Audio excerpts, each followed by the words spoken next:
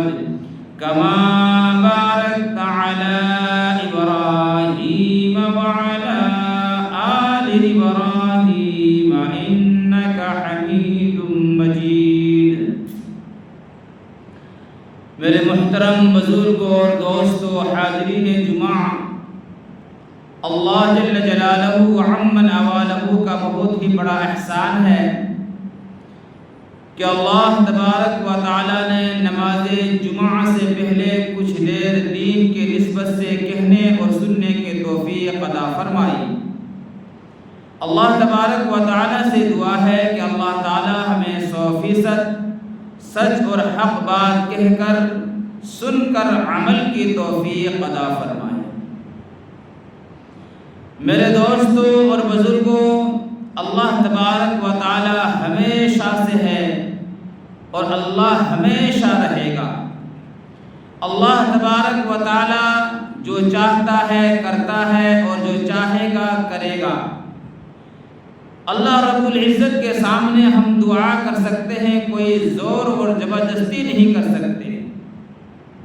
اللہ اگر ہماری دعا کو سن لے تو اس کی مہربانی ہے، رد کر دے گے تو ہم کچھ نہیں کر سکتے۔ میرے عزیزوں، دوستوں اور بزرگوں، آخرت پر ایمان رکھنا اور ایمان لانا بہت ضروری ہے۔ اگر لوگوں کو آخرت پر ایمان نہیں ہے کہ مرنے کے بعد کچھ نہیں ہوگا، کچھ نہیں ہوتا ہے، تو اس کے ایمان مکمل نہیں ہوا۔ آخرت پر ایمان رکھنا اور آخرت پر ایمان لانا ضروری ہے۔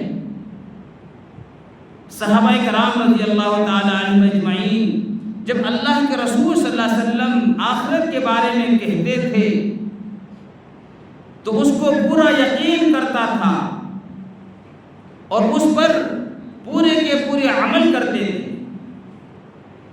آج ہمارا آخرت پر ایمان دن بدن لوگوں کے آخرت سے ایمان چھوٹتا ہوا جا رہا ہے کہ مرنے کے بعد کون دیکھا ہے اور کون کیا ہوتا ہے کس کو معلوم۔ حالانکہ کیا ہوتا ہے کسی کو نہیں معلوم ہے، اللہ جانتا ہے، جس سے گزرتا ہے وہی جانتا ہے، لیکن آخرت کے اوپر ایمان لانا ضروری ہے، فرض ہے۔ جب انسان آخرت پر ایمان نہیں رکھے گا، کامل مکمل مسلمان نہیں کہلا سکتے، ایمان والا نہیں کہلاؤ گے۔ حضرت ابو ہریرہ رضی اللہ تعالیٰ عنہ فرماتے ہیں کہ میں نے عرض کیا کہ یا رسول اللہ صلی اللہ علیہ وسلم، جب ہم آپ کے مجلس میں ہوتے ہیں، جب ہم آپ کو دیکھتے ہیں تو ہمارا دل نرم ہو جاتا ہے۔ جب ہم آپ کو دیکھتے ہیں، آپ کے مجلس میں ہوتے ہیں تو ہمارا دل نرم ہو جاتا ہے اور آخرت کا فکر لگ جاتا ہے۔ آخرت کے فکر میں ہم کیا سوچنے لگتے ہیں۔ لیکن اے اللہ کے رسول، جب ہم آپ کے مجلس سے اٹھتے ہیں اور ہم آپ کے مجلس میں اٹھ کر چلے جاتے ہیں تو دنیا کی محبت ہمیں آ جاتی ہے، دنیا ہمیں اچھی لگنے لگتی ہے، بال بچوں کے ساتھ مشغول ہو جاتے ہیں۔ اللہ کے رسول صلی اللہ علیہ وسلم نے فرمایا ابو ہریرہ، اگر جس طرح میرے سامنے تمہارا حالت ہوتی ہے، اگر ایسی تمہارا حالت ہو جائے، ہمیشہ ایسی تمہارا حالت ہو، تو یاد رکھنا کہ فرشتے تم سے مصافحہ کرنے لگیں گے، فرشتے تم سے مصافحہ کرنے لگیں گے اور تمہارے گھر میں جا کے فرشتے تم سے ملیں گے۔ پھر میرے عزیز دوستوں اور بزرگوں، حضرت ابو ہریرہ رضی اللہ تعالیٰ عنہ فرماتے ہیں کہ میں نے عرض کیا کہ اللہ کے رسول، آپ ہمیں جنت کے بارے میں بتائیے، آپ ہمیں جنت کے بارے میں بتائیے۔ اللہ کے رسول صلی اللہ علیہ وسلم نے فرمایا جنت جو اللہ تبارک و تعالیٰ نے بنائی ہے اس کا ایک اینٹ سونے کی ہے، ایک اینٹ چاندی کی ہے، اور میرے عزیز دوستو اس کا جو گارا اللہ تبارک و تعالیٰ نے دیا ہے، بنایا ہے، وہ مہکتے ہوئے مشک کا ہے، اور وہاں کی کنکریاں جو ہے وہ موتی اور یاقوت کی ہے، اور وہاں کی جو جنت کی جو کیا زمین ہے وہ زعفران کی ہے۔ میرے عزیز دوستو ذرا غور کرو اللہ تبارک و تعالیٰ نے کیسے جنت بنائی ہے۔ فرمایا کہ ابو ہریرہ جو جنت کے اندر ایک مرتبہ چلا جائے ہمیشہ جنت کے اندر رہے گا، عیش و عشرت کے ساتھ اس کی زندگی وہاں گزرے گی، اسے کوئی وہاں دکھ و درد نہیں ہوگا، اس کے دل کے اندر کوئی ملال پیدا نہیں ہوگا، اس کے دل کبھی نہیں دکھے گا، اس کے کپڑے کبھی پرانے نہیں ہوں گے، اسے کسی چیز کی ضرورت نہیں ہوگی۔ اور فرمایا کہ ابو ہریرہ وہاں اس کو موت بھی کبھی نہیں آئے گی، جو دنیا میں موت آ گئی ہے جنت کے اندر موت بھی نہیں آئے گی۔ اور سب سے بڑی چیز ہے فرمایا اے ابو ہریرہ انسانوں کے جنت کے اندر جوانی برقرار رہے گی، کبھی بڑھاپا نہیں آئے گا، جوانی کبھی ختم نہیں ہوگی۔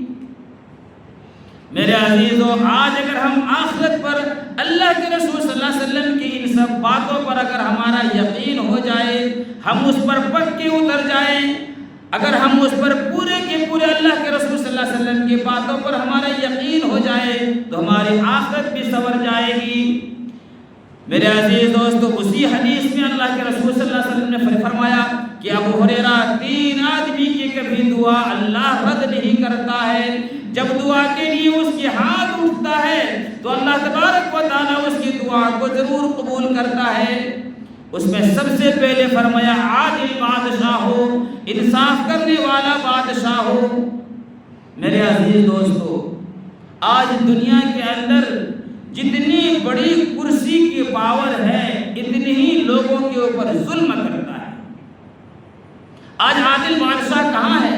انصاف کرنے والا جو بادشاہ ہے جس کے نیچے کسی کی رعایا کوئی انسان بن رہا ہو، جس پر وہ حکومت کر رہا ہو، اگر وہ انسان انصاف پر رہتا ہے، چاہے اس کے گھر کی بات ہو، چاہے اپنے پڑوس کی بات ہو، چاہے رشتہ دار کی بات ہو، لیکن وہ انصاف پر قائم رہتا ہو، ایسے بادشاہ کی اللہ تبارک و تعالیٰ دعا کو قبول کرتا ہے۔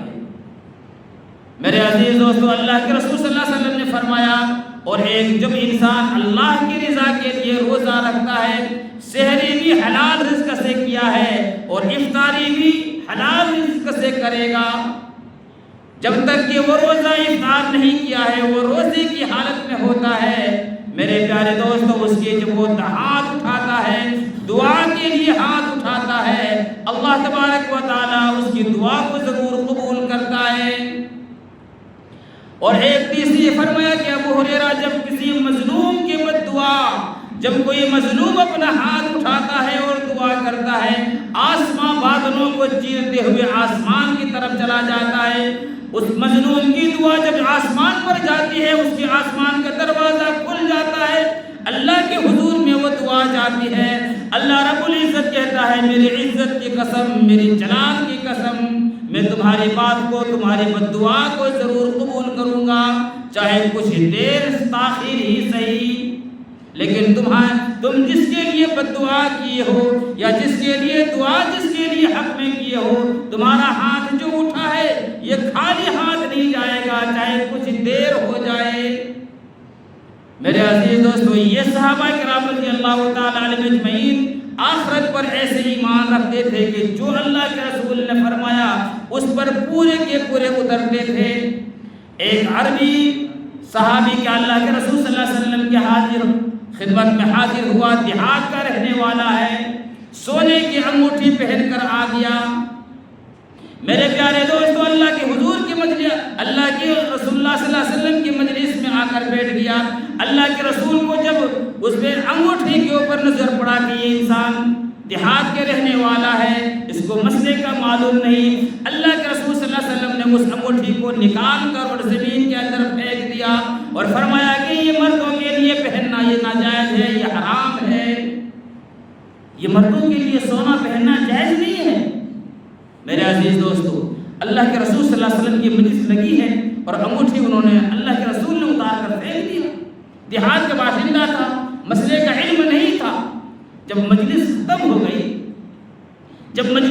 ہو گئی اللہ کے رسول صلی اللہ علیہ وسلم اٹھ کر چلے گئے، صحابہ کرام رضی اللہ تعالیٰ عنہ اجمعین نے کہا اس چیز کو، یہ انگوٹھی کو اٹھا لو، تو اس کو بیچ کر پیسہ بنا لو، یہ جائز ہے، یا یہ انگوٹھی سونے کا جو انگوٹھی ہے اپنی بیوی کو پہنا دو، یہ بھی جائز ہے، اپنی بہن کو دے دو، یہ بھی جائز ہے، اپنی ماں کو دے دو، یہ بھی جائز ہے۔ حالانکہ میرے دوست یہ وہ زمانہ تھا جب مسلمانوں پر غریبی تھی، غربت کا زمانہ تھا۔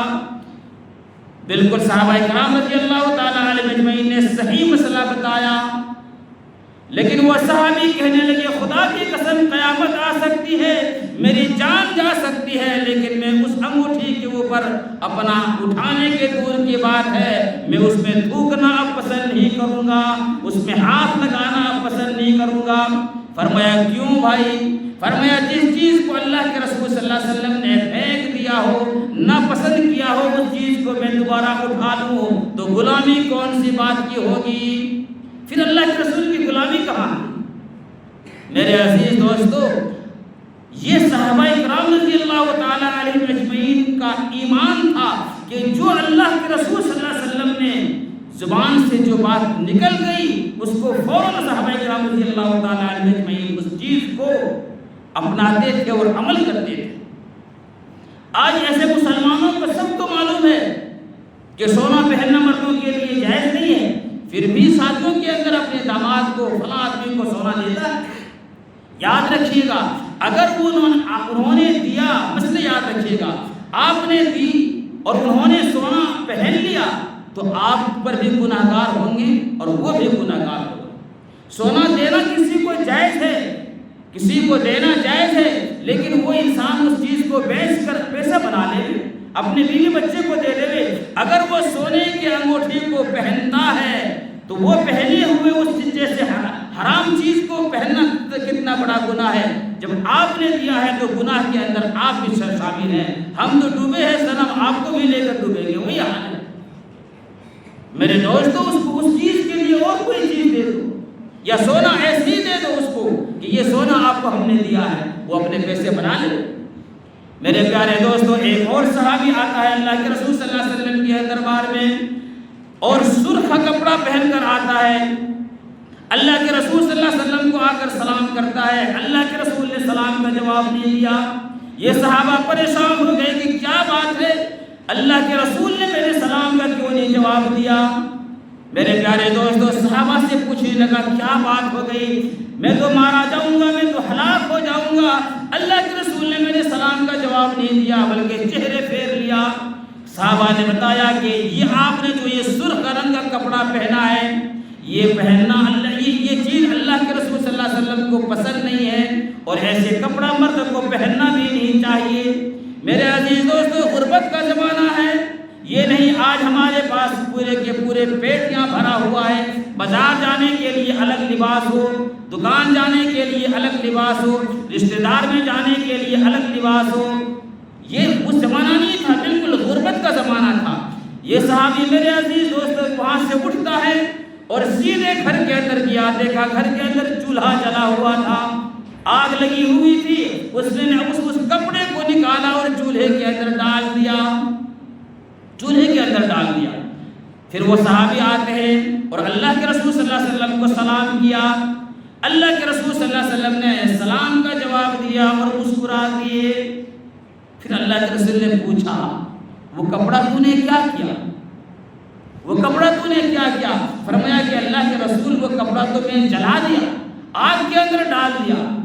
فرمایا وہ کپڑا اگر عورتیں پہن سکتی تھی، سرخ رنگ کا لال کلر کا ہے، وہ عورتیں پہن سکتی تھی، کسی کو دے دیتے۔ میرے عزیزوں، وہ صحابی کہنے لگے کہ اللہ کے رسول جس چیز کو آپ نے دیکھنا پسند نہیں کیا ہے، اگر وہ چیز میرے گھر کے اندر رہے گا، میں وہ آنکھیں کہاں لاؤں گا کہ اس کو دیکھ کر میں برداشت کر سکتا؟ کتنا صحابہ کو ایمان ہے، اور کیسے اللہ کے رسول صلی اللہ علیہ وسلم کے اشاروں کو بھی سمجھتے تھے صحابہ کرام۔ اللہ کے رسول صلی اللہ علیہ وسلم نے ایک جماعت بھیجی، ایک فوج روانہ کیا، جمعہ کا دن ہے، اور اللہ کے رسول صلی اللہ علیہ وسلم نے اس فوج کو روانہ کرنے کے لیے کرتے کرتے کافی دور گئے، 2-3 میل دور تک کیا۔ اور اللہ کے رسول صلی اللہ علیہ وسلم نے دعا کی، اور دعا کرنے کے بعد اللہ کے رسول نے فرمایا سب سے پہلے جھنڈا جو ہوگا جس کے ہاتھ میں ہوگا وہ جعفر طیار رضی اللہ تعالی عنہ کے ہاتھ میں ہوگا۔ فرمایا اس کے بعد جو جھنڈا ہوگا وہ اس کیا کہ حضرت عبداللہ ابن رواحہ رضی اللہ تعالی عنہ کے ہاتھ میں ہوگا۔ فرمایا اس کے بعد حضرت اسامہ بن زید رضی اللہ تعالی عنہ کے ہاتھ میں ہوگا۔ اللہ کے رسول نے یہ کہہ دیا۔ اب اس اشارہ کو صحابہ کرام رضی اللہ تعالی عنہم اجمعین سمجھ گئے۔ اللہ کے رسول نے فرمایا سب سے پہلے جو جھنڈا ہوگا وہ جعفر طیار رضی اللہ تعالی عنہ کے ہاتھ میں ہوگا، اور اس کے بعد جو جھنڈا ہوگا وہ عبداللہ ابن رواحہ رضی اللہ تعالی عنہ کے ہاتھ میں ہوگا، اور بعد میں حضرت اسامہ بن زید رضی اللہ تعالی عنہ کے ہاتھ میں ہوں گے۔ اب صحابہ کرام حضرت عبداللہ ابن رواحہ رضی اللہ تعالیٰ عنہ فرمانے اپنے دل کے اندر سوچ لیا اس جنگ کے اندر تو میری شہادت پکی ہے، کیونکہ اللہ کے رسول نے کیا فرمایا اس کے بعد پہلے اس کے ہاتھ میں جھنڈا ہوگا، اس کے بعد اس کے ہاتھ میں ہوگا، اس کے بعد اس کے ہاتھ میں ہوگا، تو بیچ میں جو تھا وہ حضرت عبداللہ ابن رواحہ رضی اللہ تعالیٰ عنہ، حضرت جعفر طیار اور حضرت عبداللہ ابن رواحہ رضی اللہ تعالیٰ عنہ یہ سمجھ گئے کہ ہم دونوں اس جنگ کے اندر شہید ہو جائیں گے۔ اللہ کے رسول نے یہ نہیں کہا کہ تم شہید ہو جاؤ گے، فرمایا سب سے پہلے اس کے ہاتھ میں جھنڈا دینا، اس کے بعد اس کے ہاتھ میں جھنڈا ہو، اس کے بعد اس کے ہاتھ میں جھنڈا ہو۔ صحابہ کرام رضی اللہ تعالیٰ علیہ اجمعین نے اللہ کے رسول صلی اللہ علیہ وسلم کو اشارہ کو سمجھتے ہوئے فرمایا یہ دونوں شہید ہو جائیں گے اور اسامہ بن زید رضی اللہ تعالیٰ عنہ واپس آ جائیں گے۔ تو حضرت عبداللہ ابن رواحہ رضی اللہ تعالیٰ عنہ کے دل کے اندر ایک تمنا ہوئی کہ آج تو جمعہ کا دن ہے، اور انہوں نے سوچا کہ اس جنگ کے اندر میرے پکی شہادت ہے، یہ میری آخری جنگ ہے، کیوں نہیں میں آخری اور جمعہ کا دن ہے ایک مرتبہ اللہ کے رسول صلی اللہ علیہ وسلم کے پیچھے ایک مرتبہ جمعہ اور پڑھ لوں اور اللہ کے رسول صلی اللہ علیہ وسلم کا دیدار کر لوں، اور میرا سواری جو ہے بڑا تیز ہے، جہاں تک یہ قافلے والا جائے گا، جہاں تک یہ فوج جائے گی، میری سواری تیز ہے، میں گھوڑا دوڑاتے ہوئے اپنے سواریوں میں اپنے لشکر کے اندر جا ملوں گا۔ یہ دل کے اندر تمنا لیے ہوئے میرے پیارے دوستو گھر نہیں گیا، بیوی بچوں کے پاس نہیں گیا، مکان دکان کے اندر نہیں گیا، کھیتی باڑی کے اندر نہیں گیا، بلکہ سیدھے مسجد نبوی کے اندر آیا۔ جمعہ کا دن ہے، اللہ کے رسول صلی اللہ علیہ وسلم نے خطبہ دینے لگے، اللہ کے رسول صلی اللہ علیہ وسلم خطبہ دے رہے ہیں۔ عبداللہ ابن رواحہ رضی اللہ تعالیٰ عنہ کے دل کے اندر کتنی اچھی تمنا ہے کہ اللہ کے رسول کو دیدار کر لوں گا اور آخری جمعہ اللہ کے رسول صلی اللہ علیہ وسلم کے پیچھے پڑھ لوں۔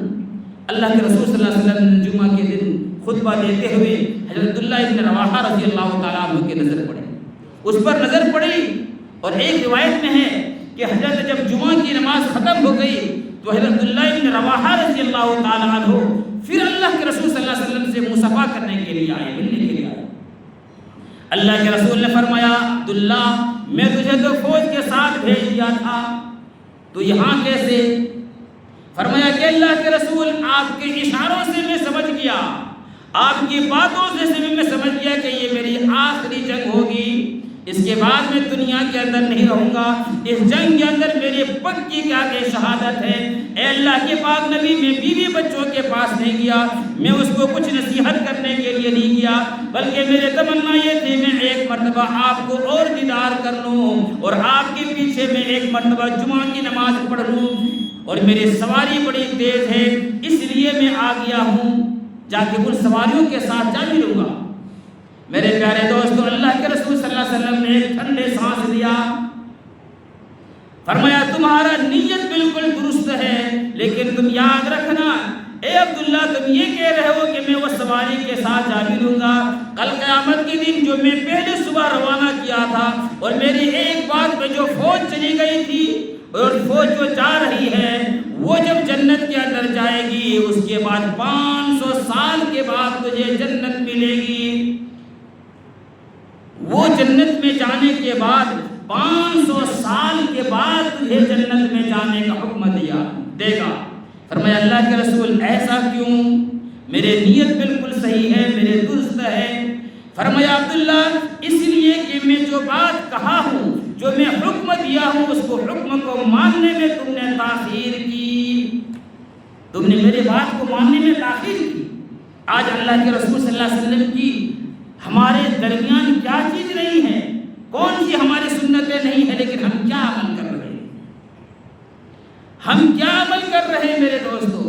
ہم نبی پاک صلی اللہ علیہ وسلم کی نبی کا عاشق بنتے ہیں، نہ جانے کیا کیا کہلاتے ہیں، لیکن جب نبی کے باتوں پر آتے ہیں تو ہم پیچھے ہٹ جاتے ہیں۔ کون سے ایسے انسان ہوں گے مسلمان جس کے گھر کے اندر قرآن کریم بند نہ پڑا ہوا ہو؟ یاد رکھیے گا، کچھ لوگ ہوتے ہیں قرآن کریم کو بند قرآن کو مانتے ہیں، بند قرآن کو، اور کچھ لوگ ہوتے ہیں کھلے قرآن کو مانتے ہیں۔ صرف بند قرآن کو مان لینا کافی نہیں ہے۔ بند قرآن کے مطلب کیا؟ ہاں یہ قرآن ہے، اس کو میں مانتا ہوں، لیکن جب وہ قرآن کھلتا ہے، وہ قرآن کہتا ہے اسجدوا سجدہ کرو، آؤ نماز کے لیے، ہم کہاں مانتے ہیں؟ وہ قرآن کہتا ہے زکوٰۃ دو، ہم کہاں مانتے ہیں؟ وہ قرآن کہتا ہے جھوٹ نہ بولو، ہم کہاں مانتے ہیں؟ وہ قرآن کہتا ہے سچ پر قائم رہو، ہم وہ قرآن کی بات کو کہاں مانتے ہیں؟ اے مسلمانوں، میری اس گزارش کو یاد رکھو، صرف بند قرآن کو مان لینا کافی نہیں ہے، کھلے قرآن کو ماننے والا اصل ایمان والا کہلاتا ہے۔ کھلے قرآن کو مانو کہ قرآن کیا کہہ رہا ہے، اس کے ماننے والے بہت کم ہیں۔ ہر مسلمان کے گھر میں قرآن ہے جس کو ہم مانتے ہیں، لیکن کھل جاتا ہے وہ قرآن، وہی قرآن کہتا ہے زکوٰۃ دو، نماز پڑھو، روزہ رکھو، بڑوں کا عزت کرو، وہی قرآن سارے دین بتاتا ہے، پھر ہم پیچھے ہٹ جاتے ہیں۔ میرے عزیز دوستو، یہ صحابہ کا ایمان تھا کہ اللہ کے رسول صلی اللہ علیہ وسلم نے جس بات کو کہا اس بات پر قائم رہا اور اس کو کیے۔ ایک صحابی آتے ہیں، فرمایا کہ اللہ کے رسول، میرے بھائی کے پیٹ میں درد ہو رہا ہے، شدید درد ہو رہا ہے، ان کو دست لگ رہا ہے پیٹ کی درد کی وجہ سے۔ اللہ کے رسول صلی اللہ علیہ وسلم نے فرمایا جاؤ ان کو شہد پلاؤ، شہد پلاؤ ان کو۔ وہ صحابی جاتے ہیں اور شہد پلاتے ہیں۔ میرے دوستو، یہ صحابہ کا کہ اللہ کے رسول کی باتوں پر کیسے ایمان تھا۔ وہ صحابی جاتے ہیں، وہ اللہ اس کو اپنے بھائی کو شہد پلاتے ہیں، لیکن اس کو پلانے کی وجہ سے اور زیادہ درد ہو گیا اور اس کی طبیعت خراب ہو گئی۔ وہ صحابی پھر دوڑتے ہوئے آتے ہیں، فرمایا اللہ کے رسول، پھر وہ میرے بھائی کی طبیعت زیادہ خراب ہو گئی ہے، زیادہ طبیعت بگڑ گئی ہے۔ اللہ کے پاک نبی نے فرمایا جاؤ شہد اس کو پلاؤ، شہد کے اندر اللہ نے فرمایا شفا ہے۔ دوسری بار کیا، پھر پلایا اور زیادہ طبیعت بگڑ گئی۔ پھر وہ بھاگتے ہوئے آئے، اللہ کے رسول کیا بات ہے؟ فرمایا کہ اللہ کے رسول، میں نے اپنے بھائی کو شہد پلایا لیکن طبیعت زیادہ بگڑ گئی۔ اللہ کے رسول نے کہا کہ میرا بھائی کے پیٹ کے اندر خرابی ہے، جاؤ شہد پلاؤ، اور تیسری مرتبہ جب شہد پلایا تو وہ شفا ہو گئی۔ ایسے یقین ہونی چاہیے ہمیں، لیکن آج ہمیں اللہ کے رسول صلی اللہ علیہ وسلم کی باتوں پر یقین نہیں۔ میرے پیارے دوستوں، وہ کائنات اللہ کے رسول صلی اللہ علیہ وسلم ایک مرتبہ رات اپنے گھر کے اندر سوئے ہوئے ہیں، کروٹیں بدل رہے ہیں لیکن نیند نہیں آتی ہے۔ اللہ کے رسول بستر چھوڑ کر اور مدینے کے گلی کے اندر آ گئے کہ کوئی، اور کیوں نہیں نیند آ رہی تھی میرے دوستوں؟ بھوک کی وجہ سے۔ آج اللہ تبارک و تعالیٰ نے ہمیں چاروں طرف نعمتوں سے نوازا ہے، لیکن ہم اس کی قدر نہیں کر رہے ہیں۔ بھوک کی وجہ سے نیند نہیں آ رہی ہے، فرمایا چلو دیکھتے ہیں اگر کوئی ملتا ہے، اگر کوئی آدمی مل جائے، مجھے کوئی روکھی سوکھی اگر روٹی کو بھی مل جائے، اس کو کھا کر پانی پی کر اللہ کا شکر ادا کروں گا۔ میرے دوستوں، لیکن آتے ہوئے دیکھا تو ایک آدمی آ رہا ہے، اندھیرا ہے، پہچاننے میں نہیں آ رہا ہے۔ جب نزدیک آیا تو دیکھا ابوبکر صدیق رضی اللہ تعالی عنہ۔ فرمایا ابوبکر اتنی رات میں گھر سے کیوں باہر نکلے؟ فرمایا اللہ کے رسول، آپ سے کیا چھپانا اور آپ کے سامنے کیا شرمندگی، اگر ہم کچھ بہانہ بھی بنا دیں تو بھی اللہ آپ کو وحی کے ذریعہ بتا دے گا کہ کیا کہوں اللہ کے رسول، بھوک کی وجہ سے کروٹیں بدل رہے تھے، نیند نہیں آ رہی ہے، بھوک کی وجہ سے نیند نہیں آ رہی تھی، اس لیے چلے کہ کوئی مل جائے گا، ہماری حالت کو دیکھ کر پہچان لے گا کہ ابوبکر بھوکا ہے اور اس کے گھر کے اندر اگر کچھ ہوگا تو ہم کو کھلا دے گا۔ اللہ کے رسول نے فرمایا ابوبکر یہ امید نہیں کرنا کہ میں لے کر جاؤں گا، میرا گھر سے بھی نکلنے کا مقصد یہی تھا، میں بھی خود بھوکا ہوں۔ فرمایا کہ اللہ کے رسول چلتے ہیں، ہو سکتا ہے کہ کوئی اور مل جائے۔ دور سے دیکھا ایک لمبا چوڑا انسان آ رہا ہے، پہچاننے میں نہیں ہے کہ یہ کون ہے۔ نزدیک آیا تو دیکھا ہے تو عمر رضی اللہ تعالیٰ عنہ ہے۔ اللہ کے رسول نے پوچھا عمر اتنی رات گھر سے کیوں باہر نکلے؟ فرمایا اللہ کے رسول آپ سے آپ کے پاس کیا چھپانا، ابو بکر صدیق آپ سے کیا چھپانا، میرے گھر کے اندر کچھ بھی کھانے کو نہیں تھا اور بھوک کی وجہ سے کروٹیں بدل رہے ہیں، نیند نہیں آ رہی تھی، اے اللہ کے رسول اس لیے ہم گھر سے باہر نکلے۔ اللہ کے رسول نے فرمایا ہمارا دونوں کی حال یہی ہے۔ فرمایا چلو تینوں چلتے ہیں۔ ایک صحابی ہے ابو الحیثم رضی اللہ تعالی عنہ، وہ ہماری بڑی عزت کرتا ہے اور ہمیشہ کہتا ہے اللہ کے رسول آپ ہمارے گھر میں کبھی چائے کے لیے، کبھی ناشتے کے لیے، کبھی کھانے کے لیے تشریف لائیے۔ حالانکہ رات کا دور ہے میرے دوستو، اس زمانہ نہیں ہے کہ کہیں سے چلے، جے پور سے چلیں گے یہاں 12 بجے رات کو پہنچیں گے، آج ٹیلی فون کر دیں گے گھر والا بنا کے رکھے گا۔ اور اگر اس دور میں بغیر ٹیلی فون کیے ہوئے کسی کے یہاں چلے جائیں تو سب سے پہلے پوچھے گا، کہے گا کہ یار تم ایک فون بھی کر دیتے، ہم ایک فون بھی کر دیتے۔ لیکن میرے دوستو رات کے اندھیرا میں حضرت ابو الحیثم رضی اللہ تعالیٰ عنہ کے دروازے کھٹکھٹایا اللہ کے رسول نے، وہ دونوں میاں بیوی پریشان ہو گئے، اتنی رات میں کون ہمارے گھر کے اندر آیا ہے، حقیقت میں کوئی ضرورت مند ہوگا۔ لیکن میرے دوستو جب دروازہ کھولتا ہے تو دروازے پہ وہ ہستی کھڑی ہے 14ویں کے چاند کی طرح چمکتا ہوا، اور دونوں طرف ستارے ابو بکر صدیق اور عمر رضی اللہ تعالیٰ عنہ، بیچ میں 14ویں چاند چمک رہا ہے۔ یعنی اللہ کے رسول فرمایا اہلا و سہلا و مرحبا، مہمان کا آنا مبارک ہو، مہمان کا آنا مبارک ہو۔ اے ام حیثم دیکھو کتنے اچھے مہمان آئے ہیں، اللہ کے رسول ہمارے گھر پر آئے ہیں۔ اتنی رات کو اللہ کے رسول اس کے گھر میں پہنچے لیکن ذرہ برابر میں چہرے میں شکم نہیں آیا۔ فرمایا اللہ کے رسول کیسے آنا ہوا؟ اللہ کے رسول نے فرمایا اگر تمہارے گھر کے اندر رات کا کھانا کچھ اگر بچا ہے تو لاؤ ہم وہ کھا لیں گے، ہم تینوں بھوک کی وجہ سے آئے ہیں، ہمیں بھوک کے کئی دن سے بھاگا ہے، اس لیے بھوک کی وجہ سے نیند نہیں آ رہی تھی۔ فرمایا بیٹھیے اللہ کے رسول۔ حضرت ام حیثم رضی اللہ تعالیٰ عنہ نے پہلے کھجور مٹی کے برتن میں پیش کیا، پکی ہوئی بھی کھجور، کچے بھی اور ادھ کچا بھی پسند کیا پیش کیا۔ فرمایا کہ اللہ کے رسول اس کو کھائیے۔ اللہ کے رسول نے فرمایا تمہیں تکلف کرنے کی کوئی ضرورت نہیں ہے، اگر گھر میں ہے کچھ تو لے آؤ، ورنہ یہ کھجور کھا کے پانی پی کر ہم اللہ کا شکر کر لیں گے۔ فرمایا اللہ کے رسول آپ بیٹھیے، اور کیا میرے عزیز دوست ابو الحیثم رضی اللہ تعالیٰ عنہ، اور ایک بکری کا بچہ 8-9 مہینہ کا جو تھا اس کو پکڑا اور اس کو ذبح کر کے جلدی سے کھال کو نکالا اور اپنی بیوی دونوں میاں بیوی مل کر جا کے گوشت تیار کیا، اور اس کی بیوی کہنے لگے پردے کے اندر میں روٹی گرم گرم بنا کر میں دوں گی، اور اللہ کے رسول اور ان کے صحابہ اور آپ بھی کھانا کھائیے۔ میرے پیارے دوستو نوجوانوں، اللہ کے رسول صلی اللہ علیہ وسلم کئی دن کا فاقہ ہے، کئی دن کا فاقہ ہے، ابو بکر صدیق رضی اللہ تعالیٰ عنہ کئی دن کا فاقہ ہے، لیکن جب اللہ کے رسول صلی اللہ علیہ وسلم کے سامنے بھنا ہوا گوشت آیا تو اللہ کے رسول رو پڑے۔ اللہ کے رسول صلی اللہ علیہ وسلم کی آنکھوں میں آنسو آ گئے اور فرمانے لگے لَتُسْأَلُنَّ هَذَا النَّعِيمِ يَوْمَ الْقِيَامَةِ۔ فرمایا اے ابو الحسن یہ تم نے کیا کیا؟ فرمایا تم نے یہ کیا کیا؟ فرمایا کہ اللہ کے رسول آپ ہمارے گھر میں مہمان آئے، اس سے بڑھ کر دنیا کے اندر کوئی مہمان نہیں ہے۔ ابو بکر صدیق آئے ہیں، عمر آئے ہیں، ایسے مہمان کو ہم مہمان نوازی نہ کریں تو کیا کریں؟ فرمایا یہ تو ہے انسان کو چاہیے کہ اس کی حیثیت کے مطابق ان کو مہمان نوازی کرے، لیکن فرمایا یہ جو تم نے بکرے کو جو ذبح کیا ہے ہم جو کئی دنوں کے بعد یہ کھائیں گے، عمر تو بھی کھائے گا اور کیا کہے تمہارے بال بچے بھی کھائیں گے، یاد رکھیے گا لَتُسْأَلُنَّ هَذَا النَّعِيمِ يَوْمَ الْقِيَامَةِ، اس کے بارے میں بھی اللہ تبارک و تعالیٰ کے یہاں تمہیں جواب دینا پڑے گا۔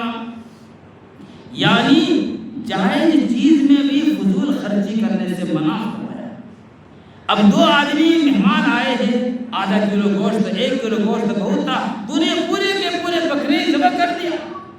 فرمایا کہ ابو الحسن اگر تم اس چیز فضول خرچی کرنے میں اگر تم یہ سوچتے ہو کہ کل قیامت کے دن فضول خرچی کرنے میں شمار نہیں ہوں گے تو ہم نے کھا لیا، تم نے کھا لیا، ابو بکر نے کھا لیا، حضرت عمر رضی اللہ تعالیٰ عنہ نے کھا لیے، اب یہ گوشت جو بچ گیا ہے تو اپنے گھر میں نہیں رکھو، بلکہ جا کے مدینے کے اندر جتنے بیوہ یتیم ہیں، جتنے بیوہ اور غریب یتیم مساکین ہیں، اس میں اس کو تقسیم کر دو گے تو کل قیامت کے دن ہم فضول خرچی کرنے میں شمار نہیں ہوں گے۔